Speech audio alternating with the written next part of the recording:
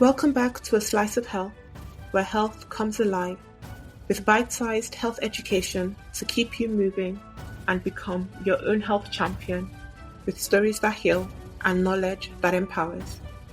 But before we jump into our topic for today, I want to tell you a story.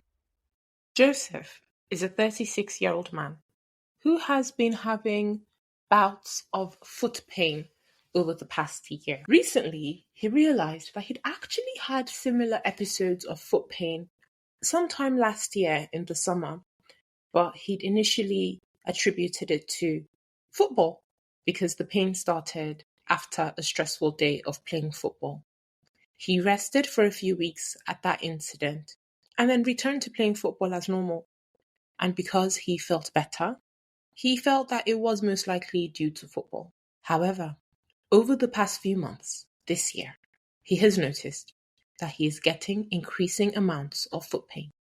The pain often comes every couple of months, lasts for about a week to two, and then disappears. A few weeks ago, his girlfriend suggested to him that he might probably benefit from speaking with a doctor and getting some x-rays done.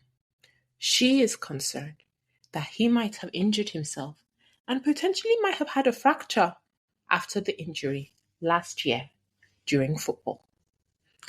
Upon his visit to his doctor, Joseph is told that there is in fact no fracture. Joseph isn't quite sure what to do. His doctor offers to run some blood tests to see if there might be anything else going on that might be contributing to the pain before they send him to a physiotherapist. Joseph agrees. He doesn't recall the last time he had any needles anywhere near his body. He hasn't needed blood tests for many years, and other than the jabs that he had before going to university, he hasn't had any jabs either. After the blood test, his doctor gives him a call and explains to him that he has the signs of something called gout. Joseph is worried because he has heard about gout. He knows that Henry VIII, the one who beheaded many of his wives, suffered from gout. Joseph now wants to know, is gout a disease that causes you to become an angry person? What exactly is it, and why does he have this disease? The doctor explains to him that if he makes a few changes to his lifestyle and his diet and incorporates some of the advice, he might find that he reduces the incidence of having episodes on a yearly basis. Joseph wants to know, is this something I have to live with for the rest of my life? Is this a disease that has an impact on my personality? What exactly is it, this gout thing? Gout is a type of arthritis, inflammation in the joints that can cause pain and discomfort. And if not taken care of or taken seriously, it can cause disability in certain situations. Gout happens when the body has extra of something called uric acid that can form crystals which then find a place in between the joints.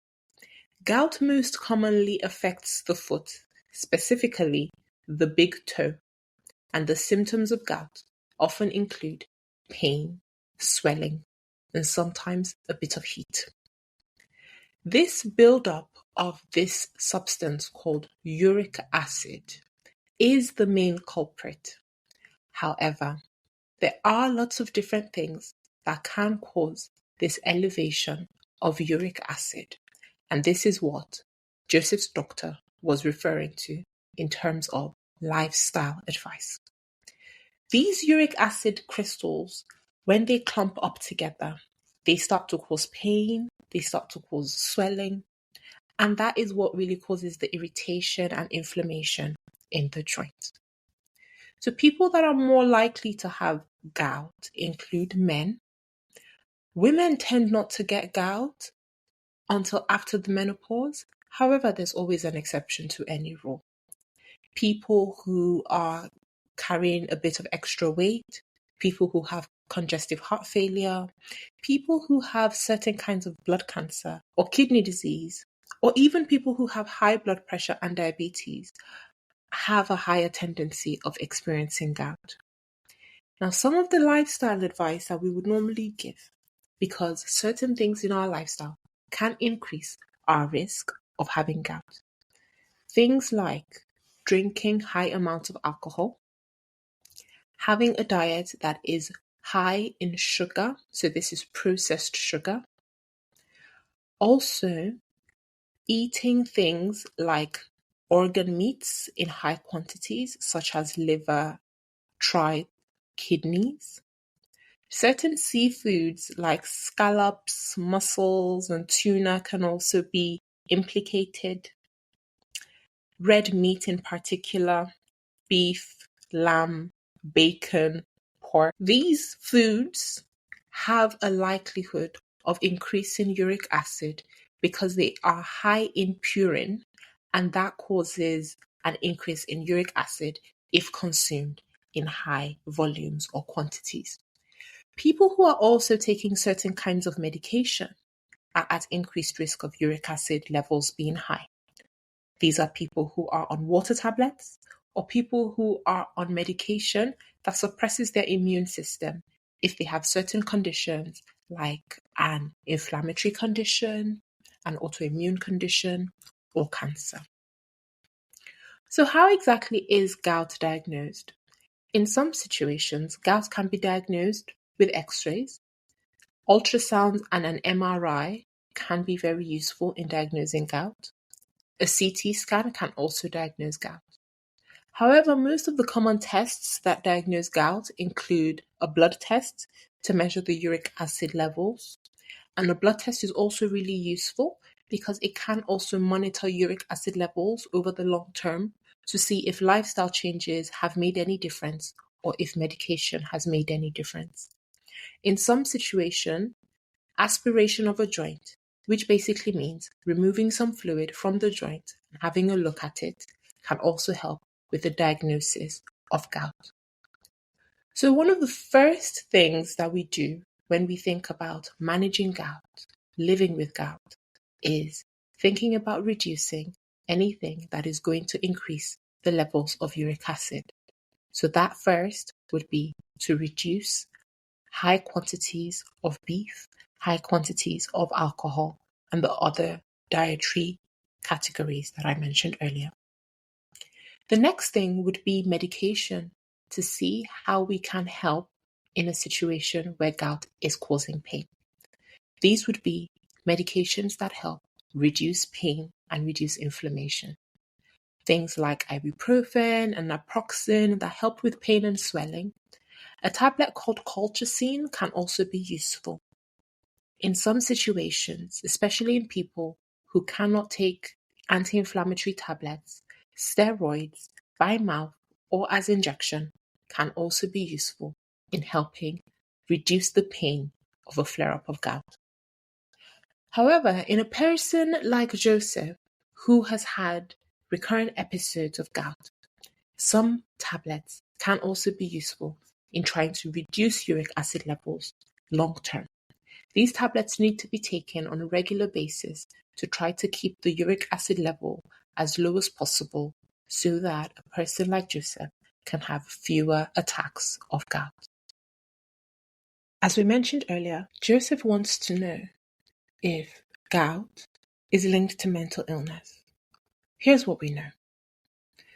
In anyone that lives with a chronic health condition, there is a possibility of having anxiety and depression as a result of living with a health condition every single day. Gout on its own can also potentially cause confusion and delirium if it is quite severe with significantly high uric acid levels. However, there's not much else in terms of the data that we have as to gout being linked with everyday mental health conditions. However, people with gout can potentially develop other health problems such as severe arthritis, which is destruction and changes in the shape of the joint. They can also have kidney stones, due to the increased levels of uric acid causing crystals, and they can also develop heart disease if left unmanaged. The priority with treating gout is to keep the uric acid levels low.